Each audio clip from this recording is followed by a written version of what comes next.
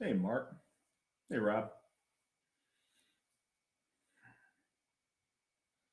Hope you guys are doing all right this evening. Hope everybody had a great Thanksgiving.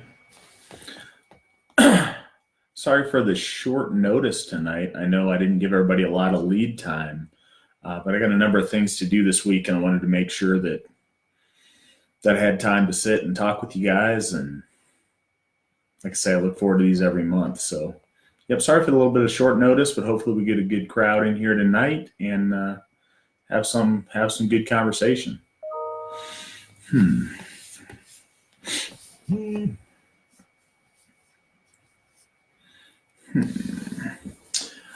One thing I was taking note of when I wrote my article for the voice or for the Runestone this month was just how fast 2019 has seemed to have gone by. Um, it seems like yesterday that I was here closing out 2018 and doing things to prepare for 2019, and another year's down. It seems to happen a lot faster the older I get, and as I was talking about in the Runestone article, I think it's extremely important that we make the effort to be present and appreciate, all the moments in our lives and the times that we have. Because, the older I get, the more it seems like they're going by really quick. And I know it's even more so when we've got so much technology and stuff. I know with my phone, a lot of people on our team tend to decry technology a lot, or see it as a bad thing. And I don't. I think the cell phone is an amazing thing. I think the internet's an amazing thing. I think it's a great tool, and it all depends on how you use it. But one thing it does, because it's so efficient and because you're 24/7 connected to everything you're trying to do, it takes you out of the moment and out of the time with the people you're with. So I've noticed myself, it's something that I'm working on, is trying to make sure that I'm present where I'm at and not always thinking about what I need to do, what I should be doing, um, various tasks that pop up with notifications on my phone. One thing I'm going to really focus on this Yule season is making time to really be there and really soak up and enjoy the holiday magic. I hope you guys do as well. Thanks, Robert. Hopefully, it looks like we got a good crowd, regardless of my lack of lead time on this. Hey, Josh, glad you could make it. Okay, we got Will and Milena. Hey, Brandy. All right. Well,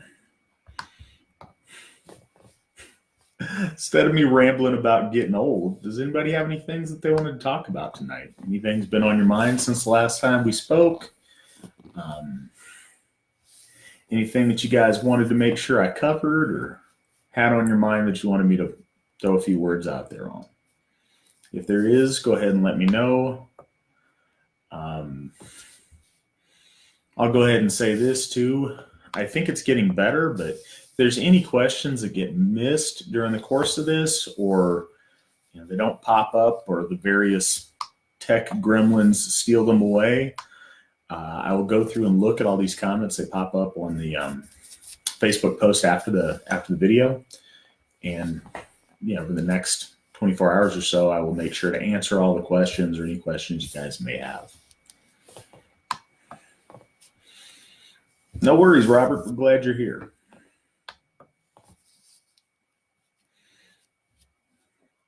So, I don't know if I talked about this last time, but I want to talk a little bit about some of the special things that owning Odinsoff has allowed us to do in Brownsville, California. Just something been on my mind because we're doing a lot more activity with that community lately. And some of you guys may not know. So Brownsville is in Yuba County, California. It's back in the hills. It's a pretty small, very economically depressed town. A lot of poverty there. In their little town, it's probably 45 minutes away from a bigger town with stores that you might all be familiar with. where they relied on very heavily for their groceries was a little gas station store. And sorry, speaking of the phone, but it was about this so I could make sure in case there was any questions. No, there's a little gas station store in Brownsville. And one other thing about Brownsville and about California is fires. Seems like the state is constantly on fire. And as luck would have it, those fires are very often very close to our Hoff. Now, I think Hoff's in a pretty safe spot. It's a defensible area. But a couple of years ago, that gas station market where they did their grocery shopping burned down. And so we had a bunch of people there that were hungry, that didn't have transportation and the ability to get a lot of places. And the food bank, the Yuba County Food Bank, reached out to us. And this was nice. We didn't have to go and reach out to them. We didn't have to hunt it out. They came to us. Apparently, they'd gone to a number of churches in Brownsville and were told no, or they weren't interested in helping. Well, the food bank needed to set up a distribution center there so that they could get food to folks who were in need. And we were so happy we got the opportunity. We rushed right over there, and we've had a great relationship with them ever since with the food bank. And for the last year and a half, every month we've been doing a food distribution to folks in Brownsville. And that's been such an amazing blessing for all of us. I think it's been really helpful to folks in Brownsville. I hope so. I think it's built us a lot of goodwill there. But it's been a really good thing for the soul of our folk to be able to help in that way and to be able to do something nice. And instead of complaining about all the things we wish were different, to go out there and actually help somebody. So we've been doing that. And at this next one coming up, I'm pretty excited because we got something else going on. So the building that we bought and we repurposed for Odenshoff, that building's been there since 1938. And for a very long time in that community, that was the spot where kids would come and during the holiday season, people would read stories to them and they'd get hot chocolate and some cookies. And when people were available, they had a toy giveaway. Like I said, these are folks who don't have a whole lot. So they had the toy giveaway, and this was something that hasn't happened in a long time.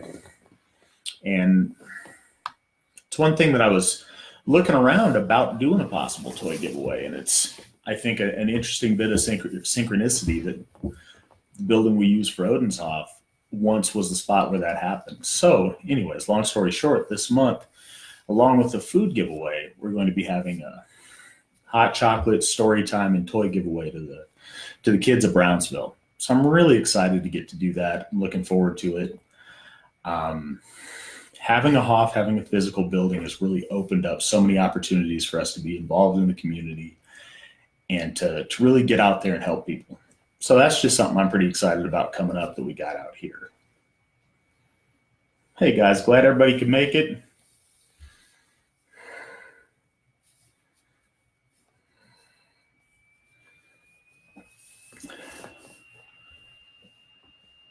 All right, Circe, I see you've got some questions.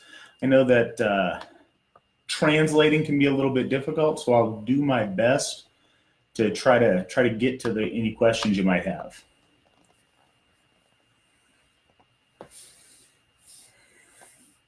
Welcome to everybody who just joined us. Hope everybody's doing good. Folkish Pagan Story Hour, absolutely. We're looking for some good books right now that are, compatible with our worldview and our beliefs, but also relevant for, this time of the season and stuff that kids would enjoy reading or getting read to and hearing. So we're looking right now, and Sheila McNallen's going to be a big part of that. Sheila always loves to read stories to the kids, and I think this is going to be a really nice opportunity to get for her to do that.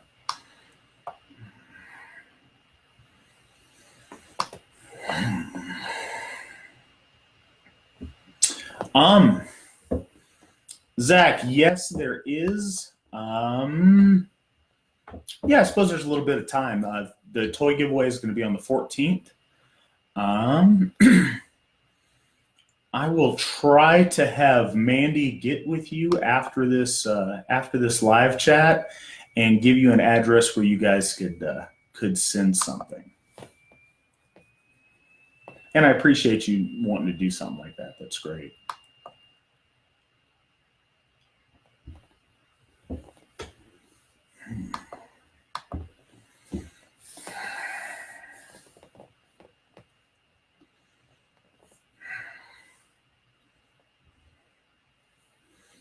So we got a question. Who is the real death goddess? I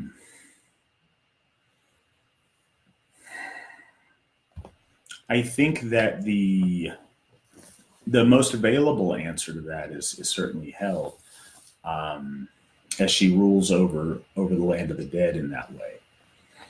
I think that's really interesting, and I think it's something that we don't have a lot of information on to really flesh that out and how that works. I think that your question of perhaps Skuld or the Norns in general, certainly they have a hand to play. What I think is really important and significant is that it's a chthonic domain that's very feminine. I think there's a lot of parallels between the tomb and the womb, and between going back to a place of gestation. That's one of the really interesting things that was shown to us when I went to Denmark with the AFA back in 2014, 2013. We went to a lot of burial chambers, and there were these dolmens, and they were burial chambers. There wasn't a lot of bodies there. In fact, very often they didn't find bodies at all, but it was a place where the locals thought that a person who passed would sit for a time in this dolmen, and a time, for the soul to migrate and for the process of death to complete. And then the body was taken and ended up being interred other places oftentimes. So I think there's something to be said for the idea of the tomb and the womb and that place of gestation. And back to your question, I think that if we pick who's the Asatru goddess of the dead, certainly Hell would be the most readily available.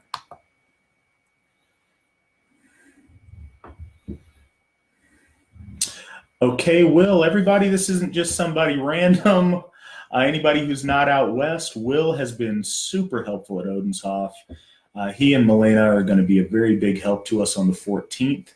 He's just mentioned that if folks do have toys that they want to send to hand out to the kids, trying to keep it about $10 value and under. But whatever you feel, that you would like to, if that's something you'd like to do, Will can go ahead and take any of the information. If you guys want to ask him, I don't know how comfortable he is just putting an address out there to everybody, but Will, I'll let you take that from here. Will has my complete trust. You send toys to Will, they're going to go to kids. Will's not just going to have a toy room set up in back of his house with all these toys. I promise he's a good guy. He's not going to do that. So thank you very much for stepping up with that, Will.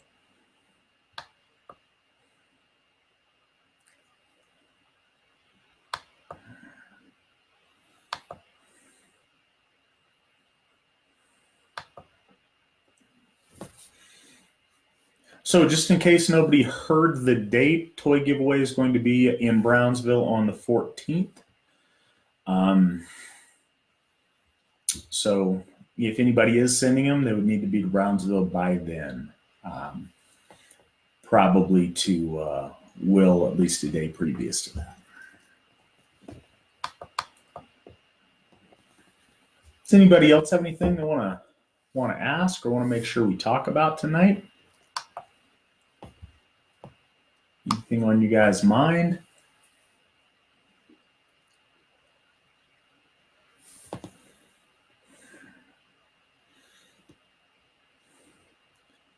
Thank you for having so many questions, Cersei. I'm glad, and they give us something to talk about. I'm not sure I understand this one. In bloats, the kindred member must give the outblood. I'm not sure what you're asking. So I'm not sure if there's somebody else that can maybe help me understand a little bit better what you're asking. I'm not really sure exactly where to go with that, but we'll keep working. And if anybody has any idea that can help me, see it a little bit clearer, I'd be really happy to address it.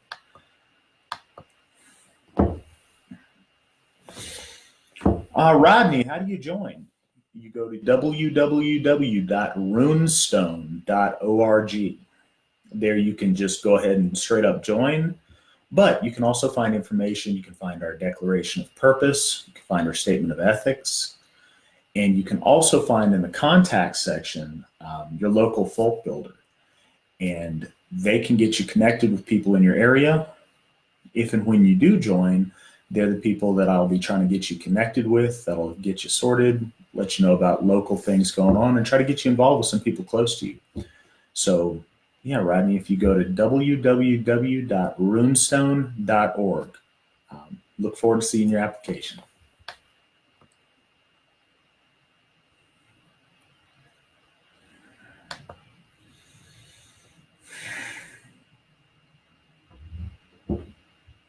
Marcus, absolutely I do.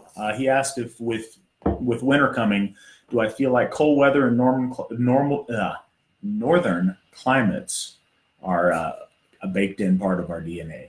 And I think that it is. I think our ancestral memory teaches us a lot about a northerly homeland, and about the cold. I think you see that in some of the ancient imagery when you get back to some of our most ancient lore. And I think a lot of that takes us back to the Ice Age. And I think a lot of that takes us beyond to Hyperborea. But I definitely think that the cold and the snow and wintertime is something it's a very home feeling for our soul.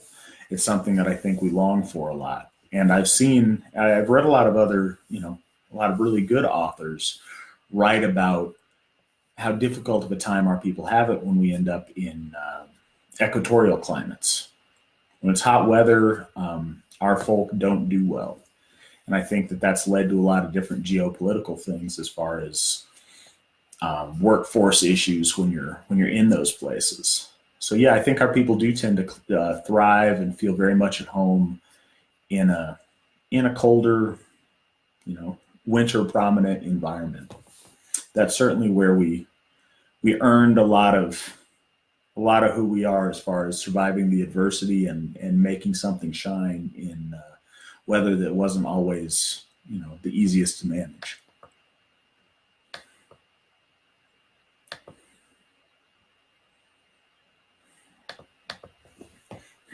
Okay, Cersei, I'm going to try to get to what you're asking a little bit. It sounds like you're asking about folks giving some of their own blood in some kind of a bloat ritual.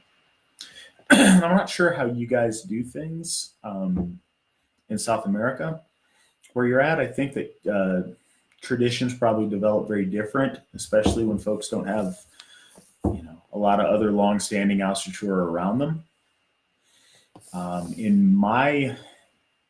Typically in a bloat, at least in an AFA bloat, the members present don't give blood. Usually it's something that will be done with meat as a meat offering. We call it a bloat, but it's more traditionally a theining. But folks do, on occasion and in a respectful way, sometimes offer an animal sacrifice in bloat. And that blood will be used for ritual purposes, and then the meat will be consumed by the folk that are there. What I've seen much more often in terms of members using their own blood in a ritual, I've seen that done in oaths very often. And what else I've seen is that done in constructing runes and really making any magical implement that you're going to use. It's common for people to imbue that with some of their own life force with that blood. And I've seen that done. I did that. I blooded my own set of runes that I use. So I don't know if that gets to what you're asking, but that's the closest I've got right now.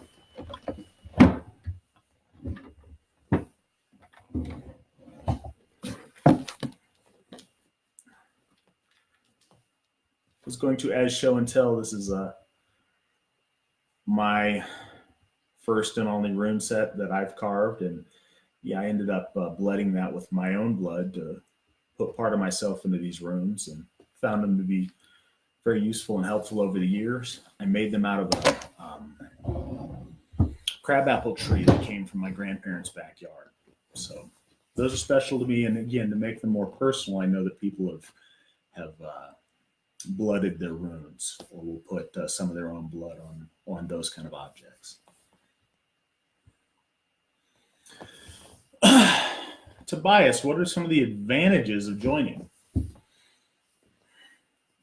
The Asatru Folk Assembly as a church has built a strong relationship with the Aesir over the end of this month will make 25 years as the Asatru Folk Assembly, building brick by brick, stone by stone, a relationship with the divine, a give and a take relationship to where gifts have been exchanged, bonds have been formed, and we've tried to really build a powerful Haminya and a luck that way in that connection. I don't claim that the only way you can connect with the Aesir is through the Asatru Folk Assembly, but I do think that it's the best way. I do think that it connects you with a very powerful tradition, and that's not something our people take lightly.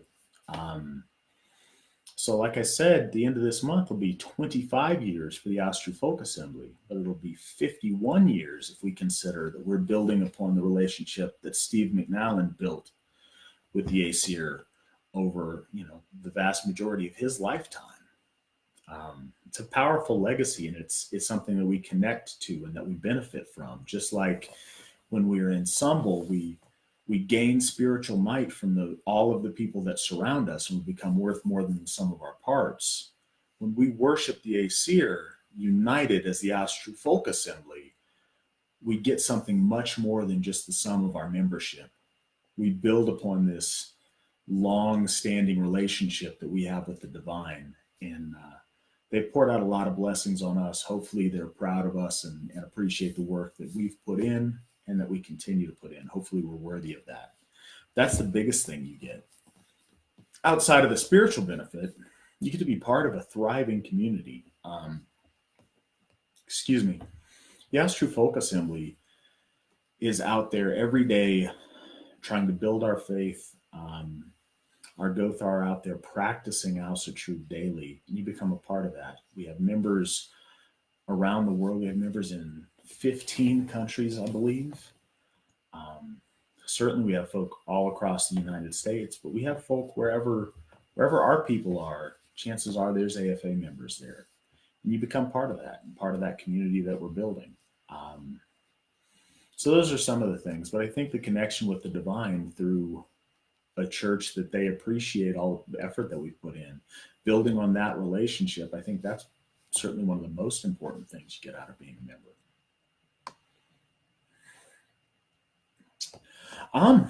Brandy, that is a fine question. I appreciate that our ladies think of things like that. If it was just up to me and some of the guys, we'd just have a pile of toys and pass them out.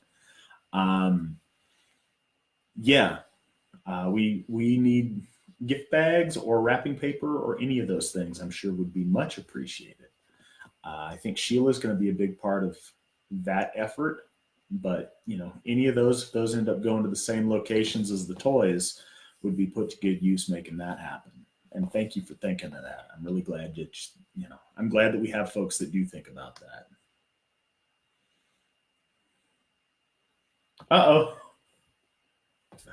Never mind. I read down the page and Sheila just said we don't need any of the wrapping paper and stuff. Thank you, Sheila. I appreciate you being on here and helping correct some of that. Thank you very much.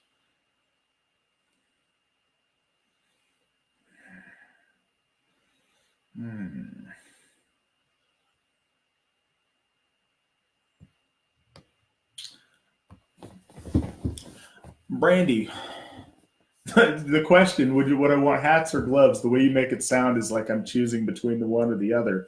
Warm clothes would probably be really nice for kids there.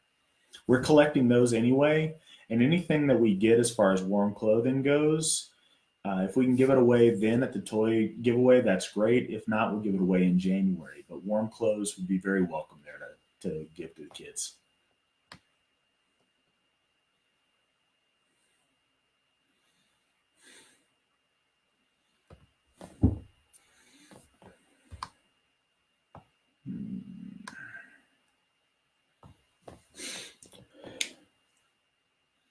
I'm sorry, guys. I'm just reading over some of these questions. I got a little long winded there, and I want to make sure I get the stuff that you guys are asking.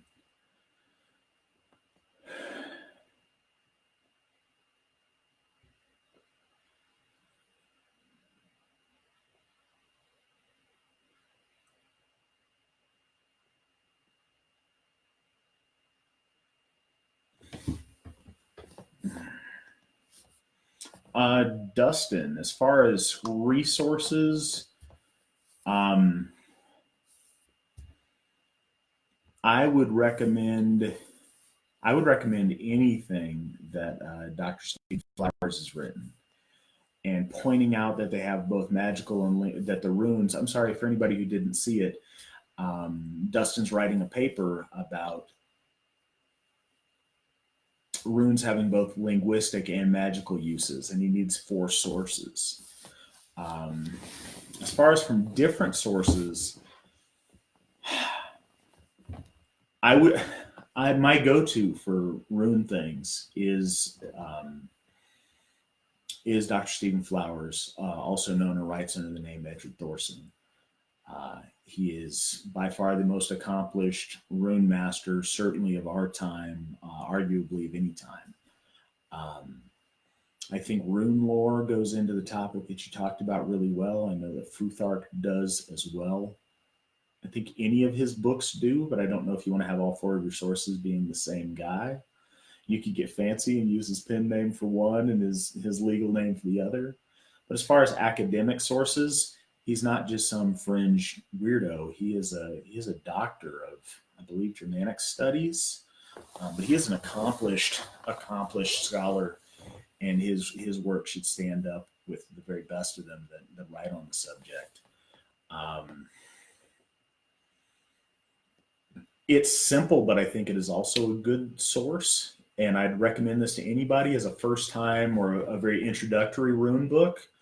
Is the Runes Workbook by Leon D. Wild. I really like that book. I strongly recommend it, and that's probably another good source as well for you.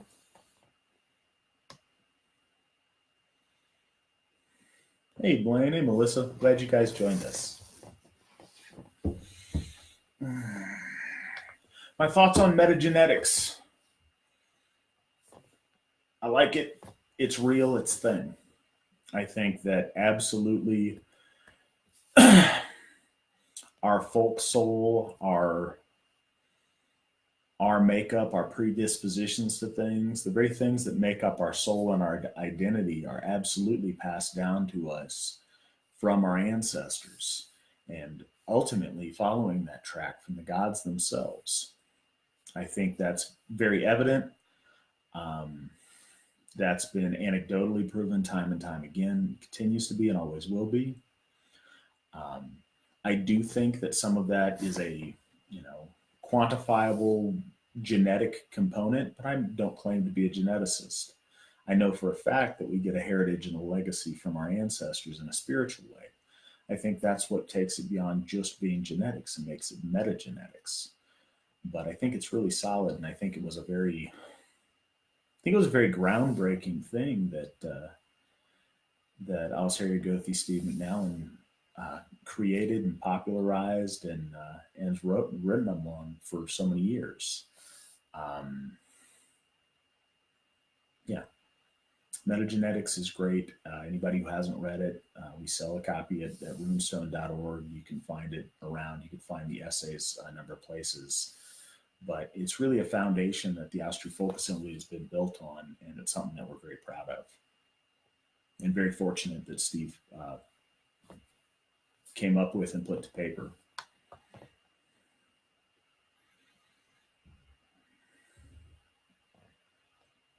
Hmm. Cersei, I've never heard that with the saliva being how the Slavs imbue things with their own essence. Thank you for sharing that with us. It's really interesting.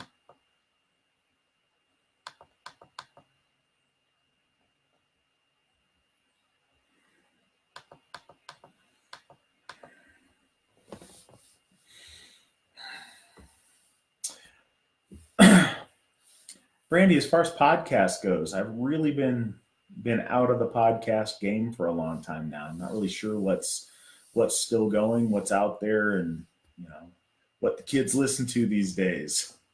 I feel a little bit bad because I'd like to have some that I could give out as recommendations. It's a question that does get asked. I'm just not really sure what's still active or a good one to recommend right now. If you have any you'd like to recommend, please post them in case folks, might want to check those out.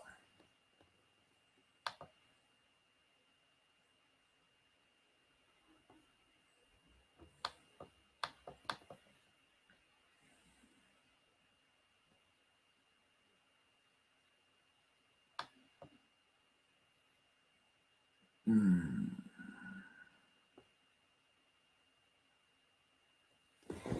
Jack. Yes, absolutely. My advice is go to www.runestone.org and go to the contact section.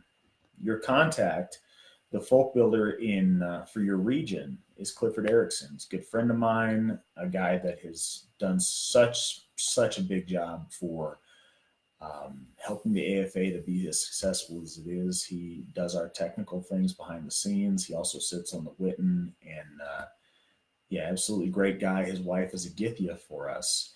They manage your region, and they would love to get you in touch with people in your area. We have a kindred in Massachusetts.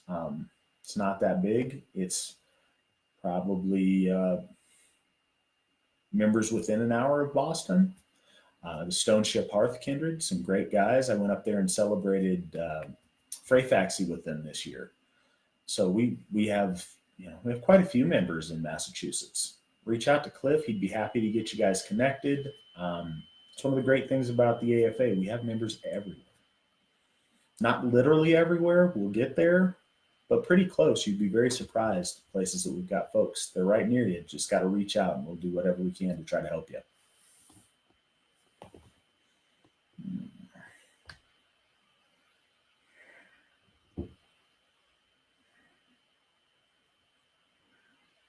Looks like my wife's 2 or 3 steps ahead of me here on trying to get you in touch with those folks. Appreciate that. Thank you, Mandy.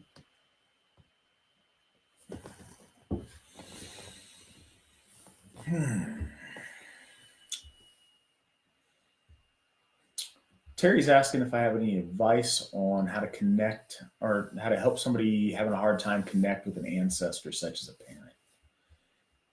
Yes, but I'd need to know a little bit more about what you think you're running into or what you perceive as the struggle that you're having. And then I'd be really happy to talk to you about that and try to help you get it figured. That's something I can't quite shoot that blind at.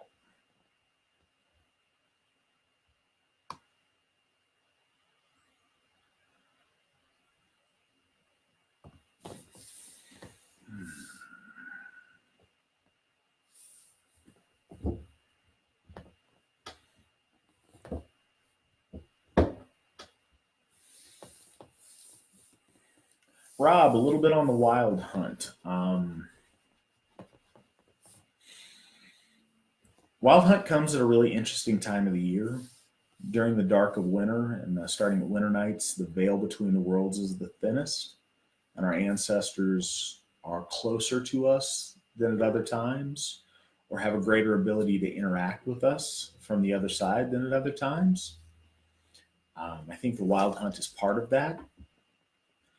Um, I think that in the fall and the winter, things are spooky. And I think that so it takes on a tone of that regardless. I think that imagery speaks to us. But one thing that I think is really important about the wild hunt is in the stories, you need to be wary of it. You need to be respectful of it. You need to offer a gift so that it'll pass you by and won't do you harm if you're out in the woods.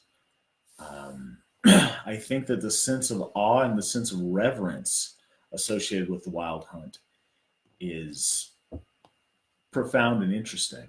Um, the idea of seeing things in nature and things like the Furious Host is something to treat with respect and with reverence. I think that's a really good lesson for people. I think the idea of leaving out offerings so that, you're good with those spirits that are that are on the rampage and out on the hunt. I think that's an important lesson for our folk, and I think that it's kind of a reminder to be reverent and to be respectful of things that are greater than us and beyond our knowing. So that's kind of a little takeaway I've always had from the wild.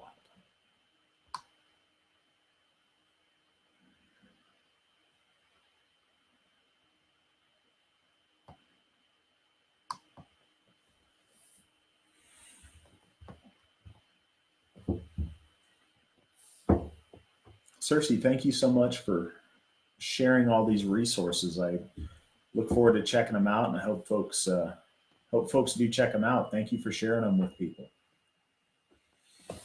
Hmm. If anybody who kind of joined in late or who I haven't gotten to, does anybody else have any questions or anything they'd like us to make sure we talked about this evening? Not sure if anything's on your mind or anything you'd like to have me speak on. Um, to Terry's question a little bit earlier, and again, please reach out to me if you want a more specific answer. I'd like to talk kind of in general about folks trying to connect with ancestors that they may have trouble or feel like they have trouble getting close to and connecting to. One of the things that I've noticed with recent ancestors, certainly that people struggle with when they get into Asatru and they want to start connecting with the ancestors, is either ancestors that they never knew. Maybe they were estranged from their parents in some way. Maybe a parent died when they were very young, and they never built that relationship in life with them. More often than that, it's the case with a grandparent that they never met or they never saw. Certainly, the further back you go, eventually we know very little about ancestors at a certain point. But before we get there, very few of us are fortunate enough to know our great grandparents. Um, so anything past that, I think it's the same thing. It just becomes a little bit more. There's more of a feeling of awkwardness when it's a parent or a grandparent. In that case, I think the best thing to do is just go for it and open yourself, and of course, try to find out whatever you can from living people that did know them, or if you have some sort of a resource you can look and read about. But I think that coming honestly, putting yourself out there, leaving an offering, and just asking, you know, saying, hey, you're reaching out from your end, ask them to reach out for theirs, and open yourself to it. I think that's often a really good thing to do. And what I've found is beneficial in that way is to do that right before bed. Do that late at night, right before you lay down to bed. Make an offering, extend your hand, say, hey, I don't know, I never got to know you, but I'd like to. Here I am, I'm your son, I'm your grandson, whatever the case may be. If you'd like to reach out, I'm open and I'd welcome it. And then going to bed like that, I think that opens you in a way that's easier for those kind of things to transmit through. I think that you can maybe have an interaction in a dream state that's helpful. That's what I would suggest in that regard.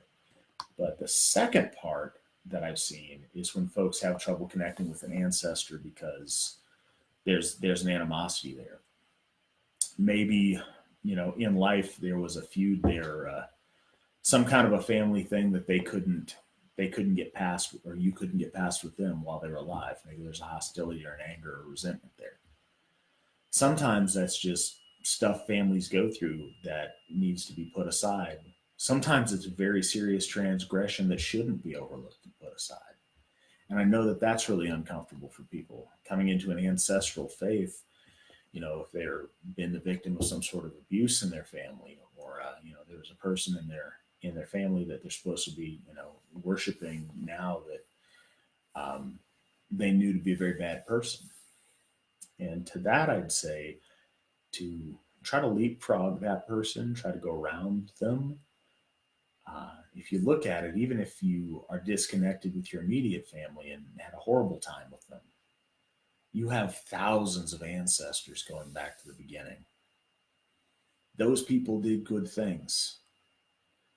No matter your family line of those ancestors, our folk had great people, and you have great people in your line, even if you're dismayed by some of the recent examples.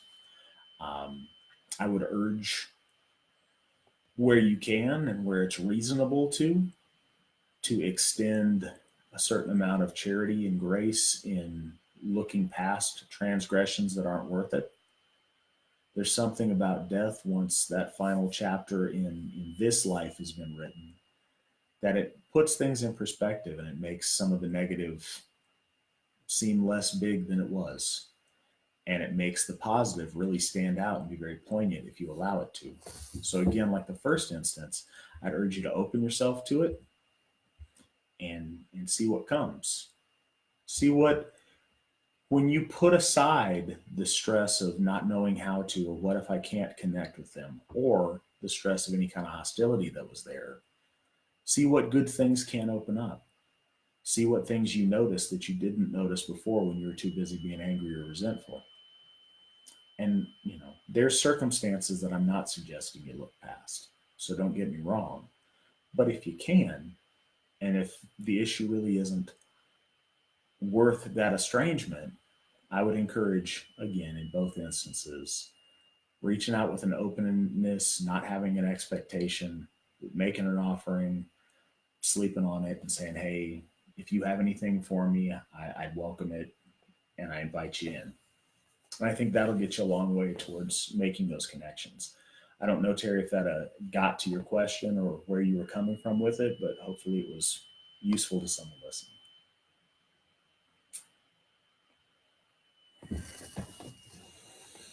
Hmm.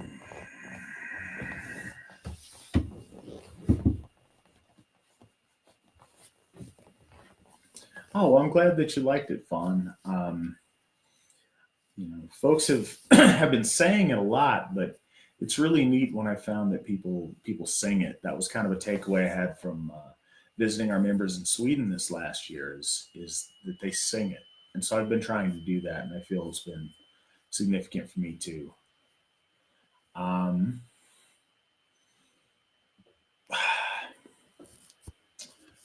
Thoughts on the afterlife and reincarnation? Like, do you have any question that's a little bit more specific? If not, I'll go into it a little bit. But if there's a little bit more specific of a question, I think I can kind of focus my thoughts on it. Um, General question from Brandy: what are some ways to support AFA military members? Reach out to Gothi Kevin Long. He is in charge of our AFA military program. There was a lot more to do when we had a lot of people deployed. One of the things now is a lot of our members aren't deployed. A lot of people have come off of those deployments, and we don't have a lot of our folk currently in harm's way. So that's been a different question on how do we deal with our veterans? How do we deal with folk that could be deployed at some point? And that's a little bit more nuanced. But Gothi Long is, he has served. He's a veteran. He knows, and he'd be able to give you a better insight on exactly, stuff you can do that would help in that. But I think that would be a good place for you to start.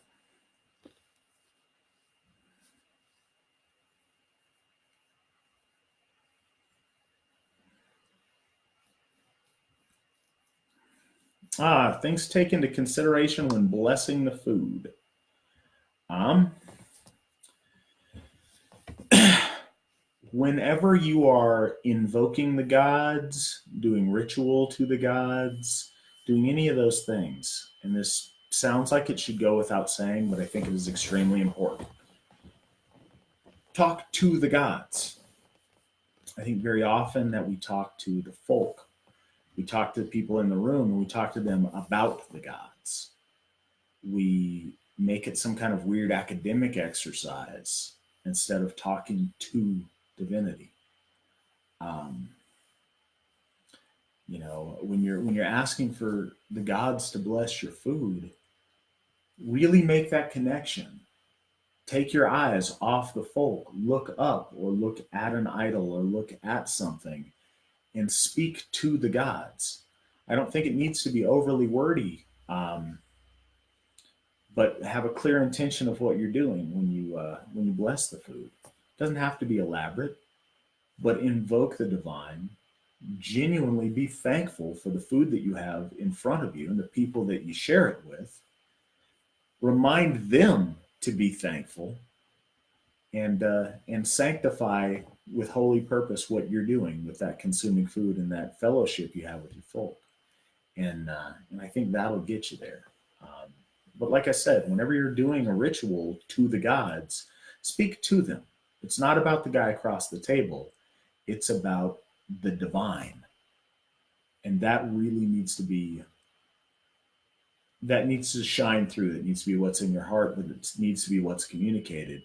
And ideally, it should elevate everyone at the table to realize they're doing something holy and not something mundane.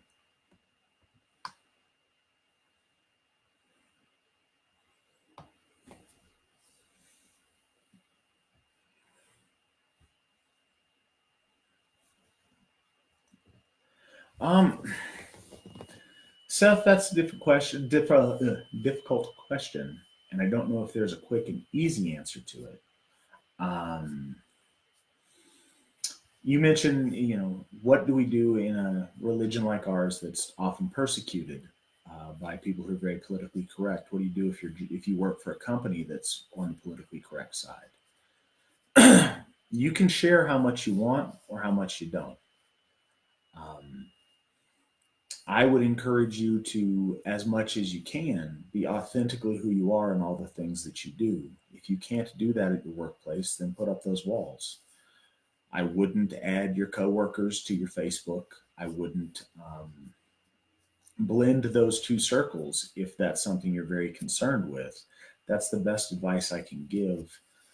Where you can, I would advocate that you be proud of who you are and of our faith, and in doing so, be the living example of the best that we ought to be at all times. Um, Another thing I would suggest is maybe oftentimes if you establish a relationship with people at work or just in your life for who you are and as a good person that they like and respect and genuinely think is a great guy, then when they find out what your faith is, it's less odd. Well, surely this guy Seth, he's fantastic. We all love Seth. We've been friends with Seth for forever. He's great. If he believes in this, then there may be something to it. In that way, you can be an ambassador for our faith. But if you're just out to make a paycheck at a job that's on the politically correct side, just be vigilant with what you do. Um, Make whatever statement you need to, but be aware and be prepared for there to be consequences if that's the path you choose. Um, I wish there was a better, one size fits all answer to that, but it all depends on your situation.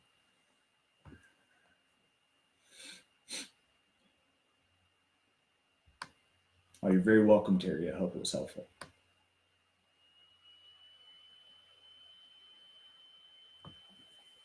Cersei, I'm really sorry to hear about that. I wish more people were helpful in Brazil, and I hope that you guys can kind of start that trend and find some good folks to do that with you. Where do we go when we die, and do I believe in reincarnation? I don't think that we go to one place. I think that there are, broadly speaking, three three kind of choices. I think that the path of ascension is what's talked about when we read about things like Valhalla or going to the halls of the gods.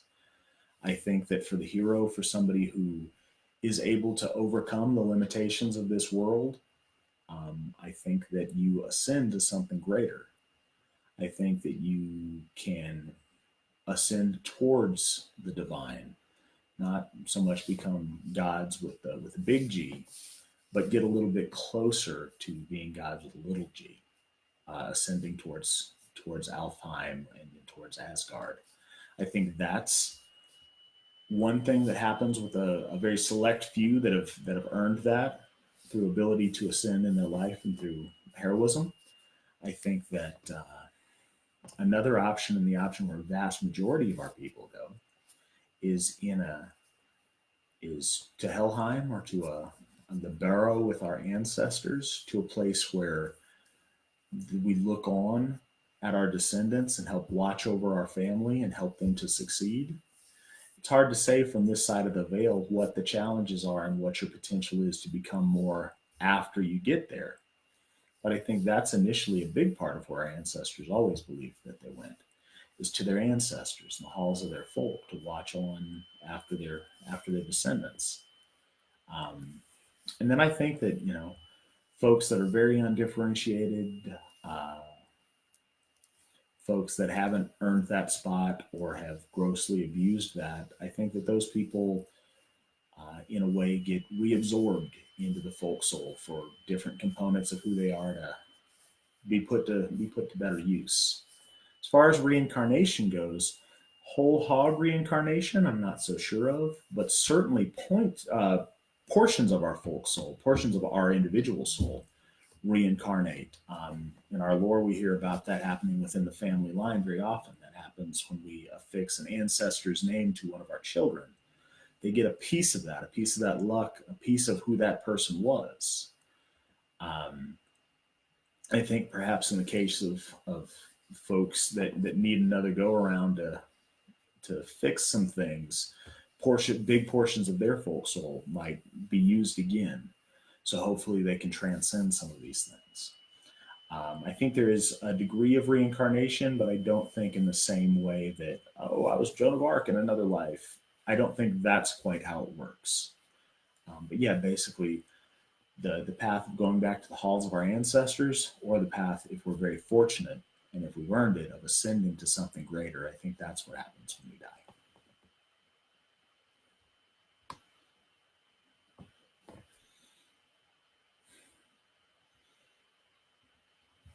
Yep, Rob, I always used to do that. I'd go, I need to get back to it. I'd go on Yule Eve and leave out an apple for Sleipnir, so that as an offering for when the wild hunt passed by. Thank you very much, John. That means a lot. I appreciate it.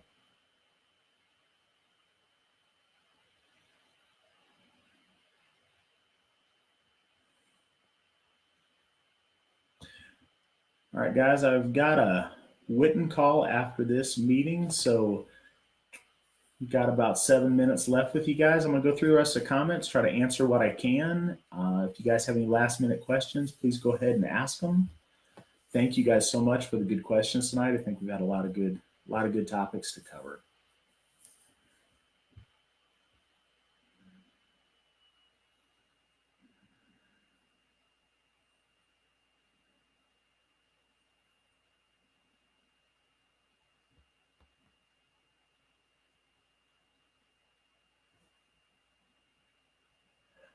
Jack, I'm reading your comments. When you said you've directed them here or towards literature, is there any advice towards expanding that? I'm not really sure what you're asking. As far as dealing with Roman Catholic tradition and families that are brought up in that, you mentioned honoring the ancestors is an easier way to engage them. I think that's true. I think that's same. I think it's really true in the case of Orthodox faiths and Catholicism, because their veneration and worship of saints is very much a form of idolatry and ancestor worship that they just don't refer to as that. But I think it's something that they're already kind of hardwired to be comfortable with. And I think for atheists, it's really important because our ancestors existed. That's factual. To get them to agree with the greater metaphysics or with the gods or the land whites or things like that, I think that's a bigger sell. But I think talking about honoring your ancestors and those who came before you is a much easier thing to do. Those people existed. You can show them a picture, and honoring them and honoring the things that they taught you with and wanting them to continue to be proud of you. I think that's something that most people, religious or non-religious, can understand and appreciate. So I think that's a really good route to go, is talking about wanting to get the approval, wanting to have your ancestors be proud of you is a really good way to start the conversation. Eric, Mandy is doing fantastic. Thank you for asking. All is going great. Anybody who might not know, Mandy is pregnant with our child. She's about halfway through the pregnancy now, and as far as we can tell, mom and baby are doing great.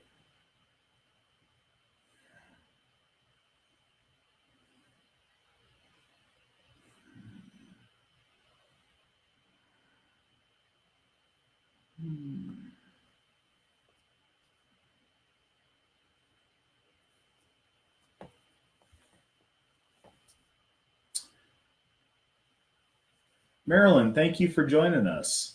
Um, yeah, and that means a lot. I'm very, very happy to do it. All right, guys. Anybody got any last thing? I only got a couple more minutes left tonight. Um, I really, really appreciate you guys being here. I look forward to these every month. It is fantastic to get to talk to you.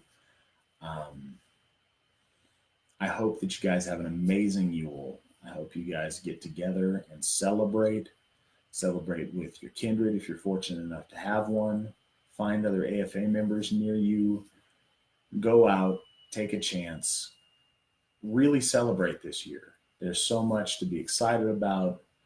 There's such a magical time of year, and I would encourage y'all, if you haven't yet, get involved with your local AFA community. Reach out to your folk builders, see what's going on, be part of things. Um, I hope you guys and your families all have an absolutely amazing Yule and a fantastic New Year. And if I don't get to before, I look really forward to talking to you guys next year. Thank you guys for thank you guys for joining in tonight, and see y'all next time. Hail the gods, hail the folk, hail the AFA.